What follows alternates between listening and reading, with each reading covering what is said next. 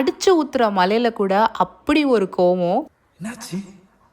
கடைசி வீடியோட தொடர்கதை தான் இந்த வீடியோ. பனிதி வயலில் கிளைண்ட்டை முடிச்சுட்டு 3வது கிளைண்ட்டுக்கு கால் பண்ணி 3 மணிக்கு வரேன்னு சொல்லியிருந்தேன்லம்மா, நான் கிளம்ப போகிறேன்னு சொன்னால், அக்கா வீட்டில் கொஞ்சம் ரிச்சுவல்ஸ் இருக்குது, அவங்க மெஹந்தி ஃபங்க்ஷன்லாம் முடிஞ்சதுக்கப்புறம் தான் மெஹந்தி வைக்கணும்னு சொல்கிறாங்க, நாளைக்கு வரீங்களா? நாளைக்கு நைட்டு வச்சோம்னா நாளான்னைக்கு கல்யாணம், ஸ்டெயின் ஒழுங்காகவே வராது, இன்றைக்கி வைக்கிறது தான் நல்லாயிருக்கும், நீங்கள் வீட்டில் டிஸ்கஸ் பண்ணிவிட்டு கால் பண்ணுங்கன்னு சொல்லி காலை வச்சதுக்கப்புறம் திரும்ப கால் பண்ணுறேன். பொண்ணும் மாப்பிள்ளை யாருமே ஃபோன் எடுக்கவே இல்லை. ஒரு அரை மணி நேரம் போராடினதுக்கப்புறம் இது சரிப்பட்டு வராதுன்னு சொல்லிட்டு ரிட்டன் வீட்டுக்கு பசி இருந்தா நீயா இருக்க மாட்டேன் மாதிரி, ஒரு பக்கம் பசி, இன்னொரு பக்கம் ரொம்ப நேரம் வெயிட் பண்ணுறோம், இன்னொரு பக்கம் ரொம்ப நேரம் நம்ம ஃபோன் எடுக்கலன்னு சொல்லி ரொம்ப கோவத்தில் நான் திரும்பவே வீட்டுக்கு வந்தேன். அதுக்கப்புறம் மாப்பிள்ளை சாரே கால் பண்ணாங்க.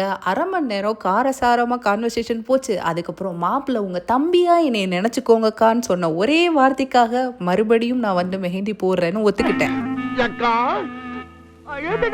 நைட்டு 8 மணிக்கு அவங்களே கார் அனுப்பிட்டாங்க. அதுலேயே நம்ம போயிட்டு நல்லா பால்கனியில் நைட்டு உட்காந்து மெஹந்தி போட்டுருந்தோம். பொண்ணு, அவங்களோட சிஸ்டர்னு எல்லாருமே நல்லா ஜாலியாக பேசிட்டு ஒரு நியூ எக்ஸ்பீரியன்ஸாக இருந்துச்சு. திரும்ப அவங்களே நம்மளை வீட்டில் வந்து விட்டுட்டாங்க. ஆனால் என்ன, 1 மணி மட்டும் ஆயிருச்சு.